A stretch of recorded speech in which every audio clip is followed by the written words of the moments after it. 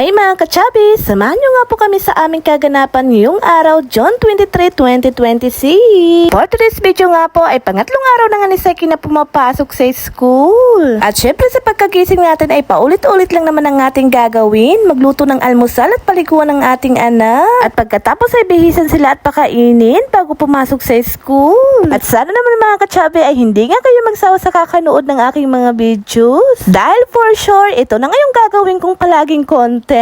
At nag-e-enjoy rin naman ako na kinukunan ko siya ng mga videos habang nasa school siya. Totoo lang talaga mga ka-chubby, sinasamantala ko talaga yung moment habang bata pa siya.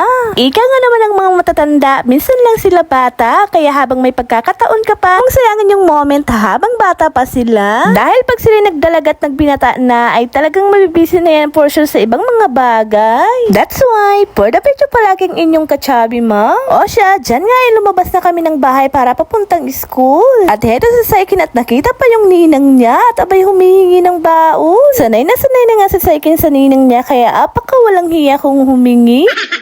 Sa totoo lang talaga is nasanay ko nga sa Saikin na puro biskwit lang ang kanyang baon. Ang kaso nga lang talaga ay nakikita niya yung kamag-aral niya na bumibili sa labas ng kanilang school. Kaya naman siguro na mas gusto din niya nang nagbabaon siya ng cash. Fast forward nga po mga ka-chubby, dito nga po ay nakarating na nga kami sa kanilang paaralan. At hindi nga po nagtagal ay nag-umpisa na nga po silang mag-pray dyan. Pagkatapos nga ng kanilang pagdarasal ay nag-umpisa naman sila kumanta at sumayaw. At abay napaka-cute nga nilang tingnan at abay nag-i-enjoy nga ang mga bata kumanta at sumayaw dyan. And after that ay tinanong naman sila ng kanilang guro kung naaalala pa nila ang kanilang pinag-aralan kahapon. Good jobs nga mga babies na yan at naaalala pa nga nila.